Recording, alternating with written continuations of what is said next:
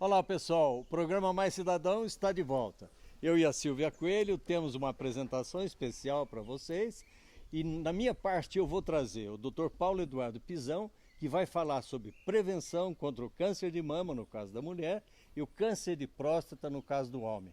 Você sabe que relativamente aos meses de outubro rosa e novembro azul vai ser muito especial e vai tirar muitas dúvidas. E você, Silvia? Olha, Eduardo, da minha parte, Silvia Coelho Gourmet, nós vamos ter um prato super especial.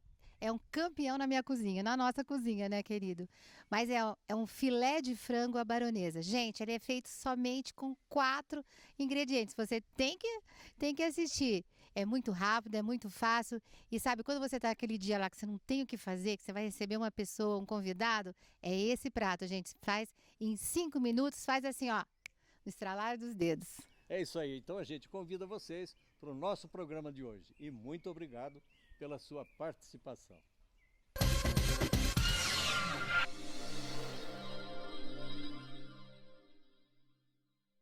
Bom, no bloco de entrevistas, pessoal, nós vamos trazer agora o Dr. Paulo Eduardo Pizão.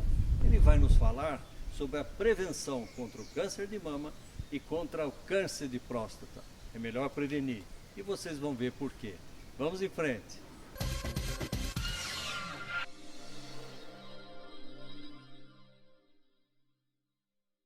Bom, pessoal, tudo bem? Eu tinha combinado com vocês que nós iríamos fazer uma série de entrevistas aqui no canal 8. Nós fizemos entrevista na semana passada falando sobre o assunto da previdência e agora nós vamos falar de prevenção à saúde. Vocês sabem que a saúde talvez hoje seja a coisa mais importante que todo mundo tem na cabeça. Todo mundo tem dúvidas em relação a questões da saúde, como se prevenir e como ter acesso aos serviços de saúde. Nós estamos também no final de outubro e no começo de novembro, oportunidade em que nós podemos discutir o outubro rosa e também o novembro azul. Vocês sabem o que é isso? Eu vou colocar aqui para discutir com a gente essas questões um craque em oncologia, que é a área do câncer, que todo mundo conhece, sabe que tem que haver uma prevenção muito grande para que a gente evite a instalação de um tumor maligno no nosso organismo. Nós estamos aqui com o Dr. Paulo Eduardo Pizão. Ele é formado pela PUC de Campinas, talvez eu tenha assinado o diploma dele, vamos ver depois. Depois ele foi ter a residência médica aqui no Centro Médico de Campinas, foi para a Europa, fez a sua especialização lá na Sociedade Europeia de Oncologia Médica. Depois ele foi para a Universidade Livre da Holanda, em Amsterdã, fez lá o seu PhD, seu doutorado. Fez também especialização na Associação Médica Brasileira. Enfim, tem se dedicado muito a essa questão. Trabalha no Instituto Rádio aqui em Campinas, professor da São Leopoldo Mandic na medicina, participa na PUC de Campinas também de um centro de referência de pesquisas médicas e pode nos dar uma orientação muito boa sobre a prevenção contra o câncer de mama e contra o câncer na próstata. Tudo bem, doutor Pizão? Tudo bem, professor. Muito obrigado pela oportunidade e pelo convite. É uma satisfação estar aqui. Nós é que temos a satisfação de tê-lo aqui e todo mundo quer saber essas coisas sobre o câncer. O câncer é certamente um mito na cabeça de todas as pessoas. Praticamente, quando você recebe um diagnóstico de que você está com um tumor, fica aquela ideia de que está tudo perdido, que você vai morrer, etc. Mas a gente sabe que tanta evolução aconteceu a ponto de que quando se faz uma intervenção preventiva e você pega o tumor logo cedo, você tem condições com 90% de chances de reverter isso e a pessoa se livrar dessa doença. Então a gente queria começar com o câncer de mama. Por que é tão importante prevenir o câncer de mama e como essa prevenção pode facilitar que as mulheres tenham uma saúde melhor e não estejam acometidas desse mal? Bom, primeiro, a sua introdução foi perfeita, né? É isso mesmo. é muito importante a gente fazer todo o esforço e o maior investimento possível na prevenção e no diagnóstico precoce. Certo. Por que, então, esse destaque, né, ao câncer de mama? Primeiro, tanto a nível mundial como no Brasil, as estatísticas mostram, né, em relação à incidência, é o maior número de casos de câncer nas mulheres no Brasil. Sim. Né? E também em relação à mortalidade nas mulheres, né, a maior causa de morte por câncer é a patologia da mama. Então, praticamente são 2.000 pessoas por ano, isso, segundo o Instituto Nacional do Câncer. isso mesmo. Então, na realidade, isso é muito importante, tá? Então, a gente tem que elencar como uma prioridade mesmo. Certo. E o que o senhor falou também em relação a todo o receio, todo o mito, né? E o medo que a população tem, né, em relação ao diagnóstico, à descoberta da doença, né? Eu costumo dizer que o melhor antídoto para isso é boa informação, né? Tá certo. E por isso tão importante a oportunidade que nós estamos tendo aqui hoje. Exato. O objetivo do nosso programa foi, já que nós estamos tratando de prevenção e as pessoas precisam saber, ter informações, nós estamos discutindo esse assunto junto com todo mundo. Eu fui à Bahia esses dias e estava lá no elevador Lacerda, estava todo iluminado de rosa, sabe? E nos vários lugares de Salvador e tudo. Então você percebe que tanto no aeroporto aqui em Campinas, como nos outros lugares onde a gente vai, existe essa preocupação. Jogadores, vamos dizer, de futebol e de outros esportes, todos com o Outubro Rosa. Enfim, há uma preocupação mundial.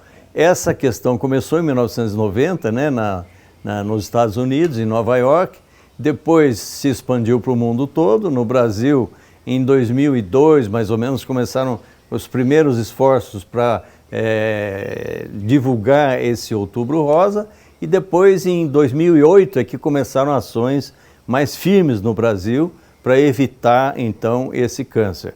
Nós estamos tratando aqui exatamente disso. Quais são as principais razões para que se instale numa pessoa, numa mulher, o câncer de mama? Existem fatores ambientais, externos, são questões, vamos dizer, do gene da pessoa. Quais são as principais razões e como, vamos dizer, quem trabalha com isso pode debelar esse câncer fazendo as intervenções que talvez nem todos tenham conhecimento? Bom, as pesquisas continuam, né?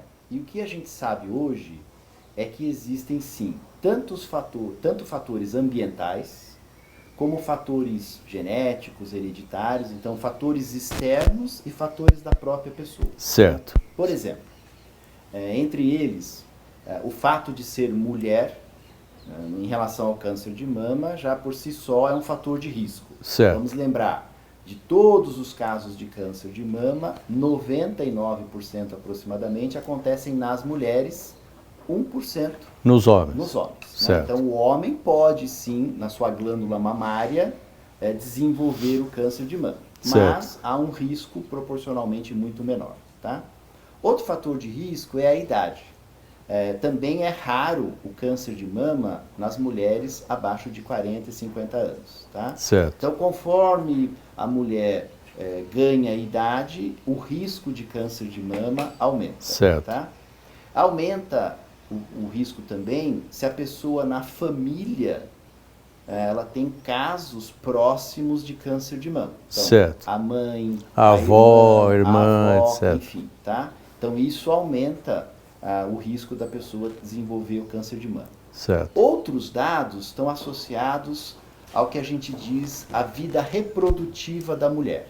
Então, quando a mulher, por exemplo, já teve filhos, a chance dela é menor ou igual daquela que não teve filhos? Então, na realidade, o que a gente sabe é que existe uma associação entre o câncer de mama e o que a gente chama de janela hormonal. Então, sim, quanto mais jovem a menina tem a primeira menstruação, mais tempo até a menopausa ela vai ficar sob a influência dos hormônios femininos, especificamente o estrógeno. Certo. Então, o que a gente sabe hoje, o que está comprovado? A primeira menstruação muito cedo e a menopausa muito tarde, isso aumenta o risco de câncer. O risco de câncer. Tá? E o primeiro filho após os 30 anos também está associado a um risco maior de câncer de mama. Já a amamentação, em alguns estudos, aparece como um fator de proteção. Ah, é? Então, hoje, por exemplo, faz parte da campanha, se a gente for estudar o material distribuído pelo Instituto Nacional do Câncer, o INCA é o órgão do governo federal que controla e é responsável por toda a política nacional de atenção ao câncer. No material deles, eles têm lá o lembrete. É melhor amamentar, amamentar mais tempo. É outro estímulo da importância da amamentação natural. Além de proteger o bebê contra infecções, aumentar a capacidade dele de resistência. Mais um motivo para a mulher considerar a importância da amamentação natural. Né? Tá certo. Então, essa questão da idade reprodutiva também. E um fator muito interessante, que quando a gente está preocupado em esclarecimento, né, é comum, quando eu estou conversando com pessoas leigas, as pessoas se referirem ao câncer como uma coisa inevitável. Né? É quase um castigo. Isso recaiu sobre mim. Na realidade, o que está embutido nesse raciocínio é uma ideia que a gente praticamente não tem o que fazer para se proteger do câncer. Esse conceito está errado. Certo, né? Tem que se proteger. Sim, então, por exemplo, a atividade física regular ajuda. Sim um fator protetor. Tá? Certo. Manter o peso ideal, ou seja, evitar a obesidade, que normalmente está associada ao sedentarismo, é sim um fator protetor. Né? Evitar o excesso de bebida alcoólica, e isso diminui o risco de câncer, da mama especificamente. Né? Logicamente, não precisamos lembrar do tabagismo, que é o maior risco. Causa singular evitável associada ao maior Todo mundo fala para aquele que fuma, pare de fumar, diminua a quantidade de cigarros, etc. Importante. A gente sabe que é difícil a pessoa, às vezes, largar o vício. Mas a pessoa, sabendo do vício, ela tem que tomar uma atitude. Eu me lembro da minha irmã, por exemplo, ela uma vez foi ao médico, o médico falou assim, você vai morrer se você continuar fumando, e é rápido.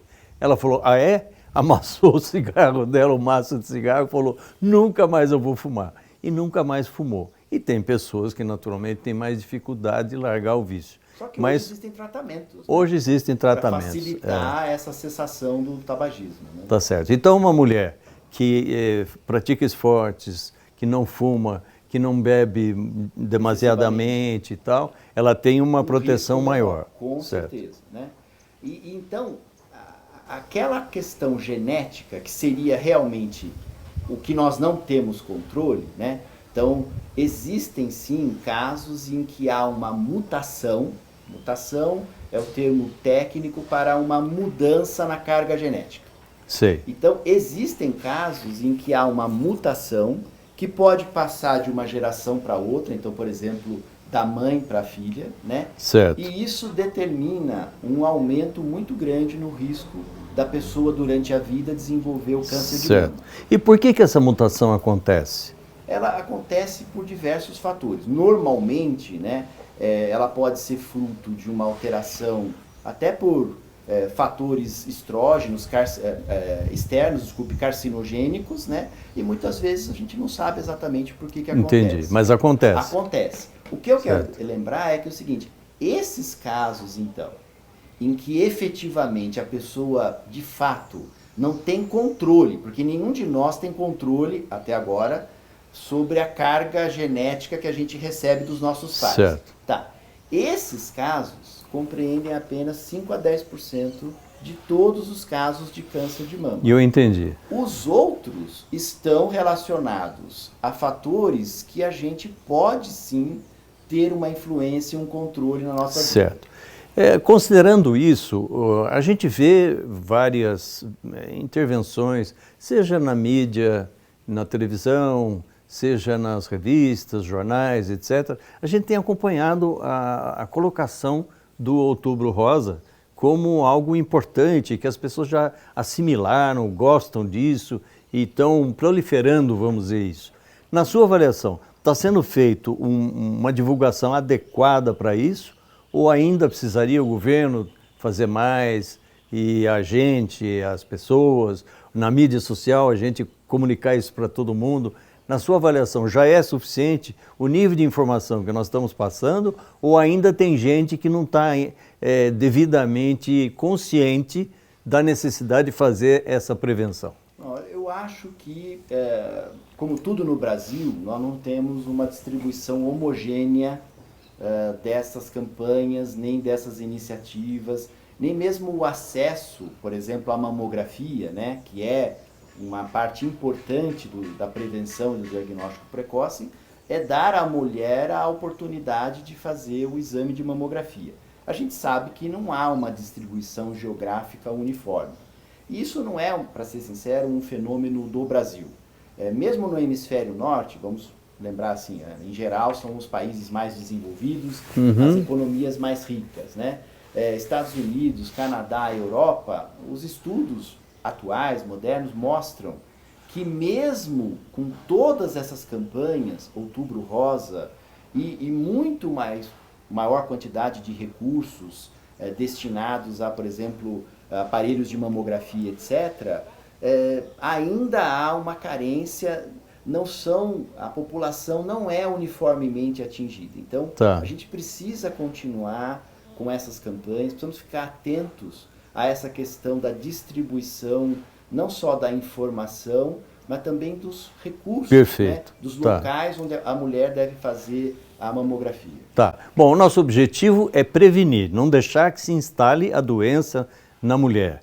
E se ela se instala, o que nós temos que fazer? Quais são os procedimentos adequados? Quais são as chances da mulher quando se instala a doença? Então, no caso do câncer da mama, né, é importante lembrar os sinais, assim, sintomas, né? Então a mulher deve conhecer o corpo. Às vezes a mulher fica muito preocupada ela até fala para mim assim, doutor, eu não faço ou não fazia o autoexame porque eu não sei a técnica exata adequada. Eu costumo dizer, olha, não se preocupe com a técnica, mas uma vez por mês, a partir da idade reprodutiva, né, seria importante você, ou durante o banho, ou deitada na cama, se apalpar e conhecer o seu corpo. A mulher não tem que fazer diagnóstico, não é papel dela. Mas ela tem que ser capaz de dizer assim, olha, aqui mudou. Às vezes existe assimetria, quer dizer, diferença de forma de um lado para o outro. Mudança no bico do seio, né? Às vezes ele se torna retraído, torto mesmo. Né? A pele da mama pode ser um sinal de câncer. Quando ela fica edemaciada, vermelha, parece até, lembra a casca de laranja, né? Óbvio, um caroço, né? Um nódulo, a saída de secreção, principalmente com caráter sanguinolento pelo mamilo. Então, são todos sinais que com certeza devem fazer a mulher procurar o posto de saúde, a atenção médica o mais rápido possível. Perfeito. E consultas periódicas, não é? Para que as pessoas possam, vamos dizer, ter na presença de um médico ou de uma médica, vamos dizer, o conselho adequado quanto ao seu estado de saúde. Que não vale só para a mama, vale também para o útero e outros tipos de exames que podem ser feitos, que podem detectar também precocemente a doença. Quando o câncer é detectado, quando o câncer é detectado rapidamente, qual a chance da mulher sobreviver e eliminar a doença? Olha, muito importante então lembrar que o que é que justifica e valida toda essa preocupação e esse esforço da prevenção do diagnóstico precoce é que mundialmente as pesquisas, os estudos, as estatísticas mostram que o câncer diagnosticado no estágio 1, que é quando a doença está localizada, restrita apenas na mama, né, as chances de cura se aproximam de 100%. Então, mais de 90%. Mais de 90%. Então, já Certo. é câncer, sim. A paciente poderá necessitar até de um tratamento de várias modalidades. Às vezes precisa, sim, da cirurgia só, ou da cirurgia combinada com a radioterapia, quimioterapia, etc. Mas o que é muito importante lembrar? Esta pessoa está sendo tratada com o intuito de ficar curada. E certo. A chance de ficar curada supera 90%. Tá certo. Diagnóstico precoce. E aí vamos ver o outro lado do espectro. Aquela pessoa que por qualquer razão, infelizmente, deixou de fazer o exame preventivo, perdeu a oportunidade de se fazer um diagnóstico precoce e quando descobre o câncer da mama, ele já está disseminado para outros órgãos. Certo. A chance, com todo o tratamento moderno, dessa pessoa estar viva depois de 5 anos é de somente 20%. Certo. Então a gente está vendo que a prevenção é fundamental. Por isso existe o Outubro Rosa, é para lembrar as pessoas que precisam se prevenir. E se prevenindo, mesmo quando encontra nos estágios iniciais a instalação do tumor, é possível reverter essa situação. Uma última pergunta. No caso da mamografia, a gente vê muitas reclamações de pessoas que falam: eu estou na fila para fazer a mamografia, faz 1 ano eu não consigo me encaixar. Como é que a gente faz prevenção quando o governo, as autoridades, etc., não disponibilizam os aparelhos e os exames para as pessoas fazerem? É verdade, isso é um problema, é uma preocupação. A sociedade tem todos os motivos para ser crítica em relação a isso.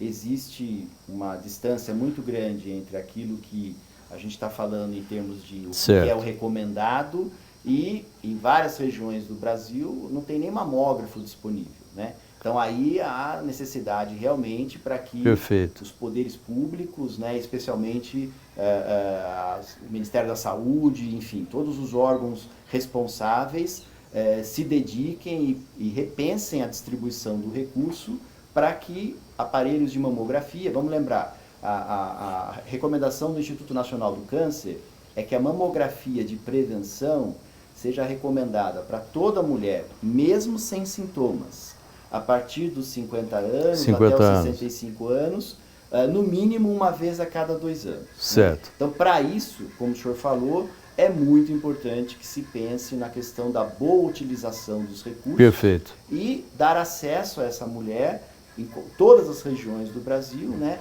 ao aparelho de mamografia. Tá bom. Eu espero que tenha sido útil para você conhecer isso, seja mulher que está nos assistindo, sejam homens, crianças, meninas, todo mundo tem que estar atento a essa questão do Outubro Rosa para que a gente possa disseminar cada vez mais para que as pessoas tenham consciência de agir precocemente para evitar a instalação do câncer de mama. A gente queria agradecer, por enquanto, né, ao Dr. Paulo Pizão pela oportunidade de estarmos conversando sobre isso, ele esclarecendo com todo o seu conhecimento essa questão. Vamos fazer um breve intervalo, esperamos você de volta e daqui a pouco nós vamos falar sobre o Novembro Azul, que é a questão voltada para o câncer de próstata nos homens. Muito obrigado por enquanto.